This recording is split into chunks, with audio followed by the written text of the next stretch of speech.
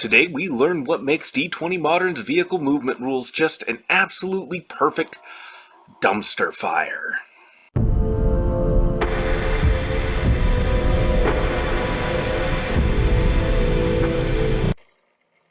Hello everyone, and welcome back down here to The Gamer's Den, with me, your host, Jordan, your master of lore and storyteller extraordinaire, bringing you another fantastic episode of Fixing D20 Modern. Today, taking a look at vehicles, specifically vehicle rules, even more specifically vehicle movement, and how screwed that all is. So, before we dive down into the nitty-gritty details there, if you're new here to the channel, go on down there and hit the subscribe button and become a regular member. Join that historic alumni. Or, if you've already made yourself known on such a legendary roster, then go on down there, hit the like button, and share the video far and wide to help the channel grow ever further.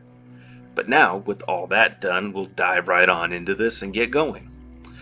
To begin with, for vehicle movement rules in D20 Modern, everything's kind of borked pretty badly. It's screwed up.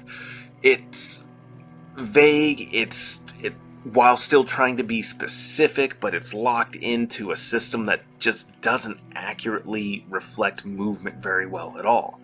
And it's just an absolute mess because it's trying to take into account individual character movement for anybody who might be on foot, as well as vehicle movement speeds. So you're still locked into a very messy tactical system that doesn't allow for accurate, natural feeling vehicle movements or rules in general. But the vehicle movement is where most of the problems really stem from, because depending on how you're moving and positioning, that affects the rest of combat, if you're in combat, or whatever scene you might be running. To begin with, let's cover vehicle speed, since everything starts at, well, how you're moving. You have 4 speeds in total. You have alley speed, which is used for safely maneuvering a vehicle in tight spaces, such as alleyways and parking garages, and it tops out at about the typical speed for your average human being. Which, no real specification on that, but, fine, that's vague and abstract enough you can work with it. But then we have street speeds, which is a moderate speed up to about 35 miles per hour. Then highway speeds. A typical highway speed is from about 35 to 80 miles per hour, which is a fairly significant gap. And then you have all-out speeds, which is extremely fast, more than 80 miles per hour. And anything over 80 miles per hour is all-out speed, and we have some vehicles out there, can hit 200. I'm sure there's probably a bit more of a range than that.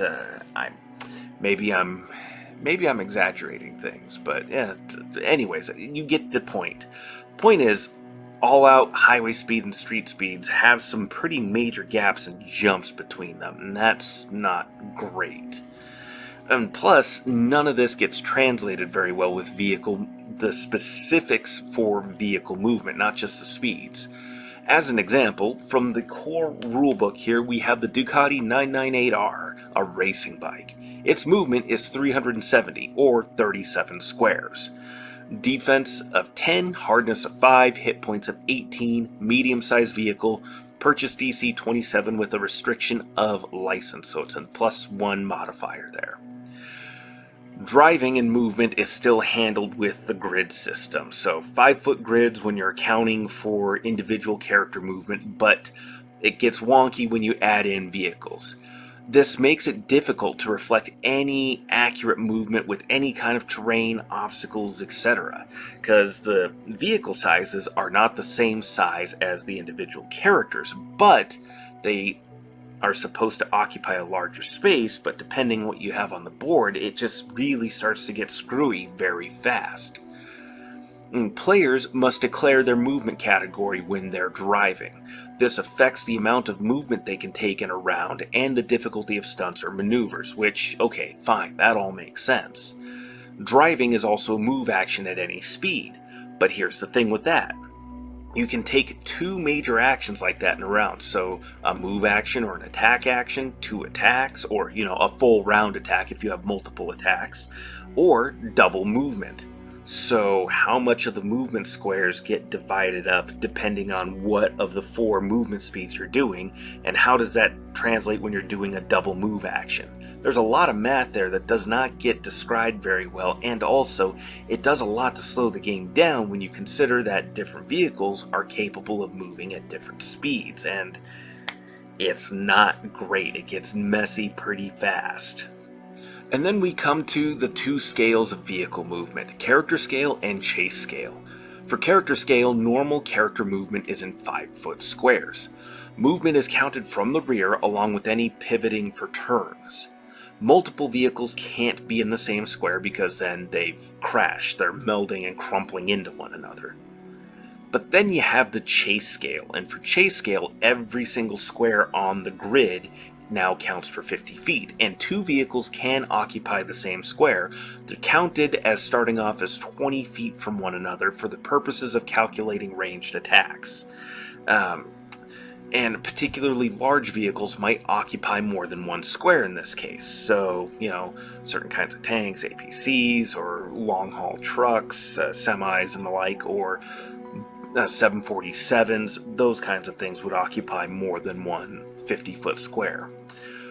But again, that just all ties into making everything a little bit more screwy, to the point that my friends and we landed on the same solution that I see dozens upon dozens of other people have come to on multiple threads online, and that's just to go more abstract with the rules.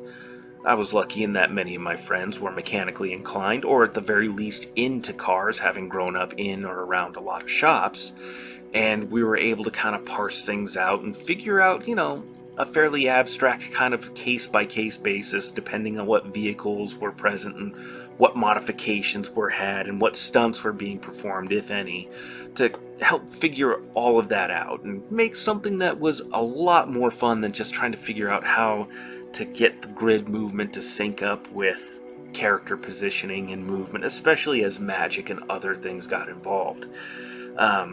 Really, the definitive solution seems to be to go with the D20 spycraft rules for chase sequences involving vehicles, which I'll try to post links down below in the description. But really, the best solution just ultimately is just to ignore it and make up your own rules. You'll be better off and tend to have a lot more fun. Just use a little bit of common sense, Dirt bikes are going to be doing better in that hilly, loose dirt, rocky sort of terrain. Certainly much better than, say, your regular standard 4-door sedan. Just use your best judgment, use a little bit of common sense, and maybe, if you have to, do a little bit of research, or ask your friends if they know anything about the vehicles that are being brought in, or, what kind of modifications could be not realistically made, but, go with that Hollywood level of modification, that just slightly sensible enough to be maybe possible, but is probably bullshit in the long run. But what do you think?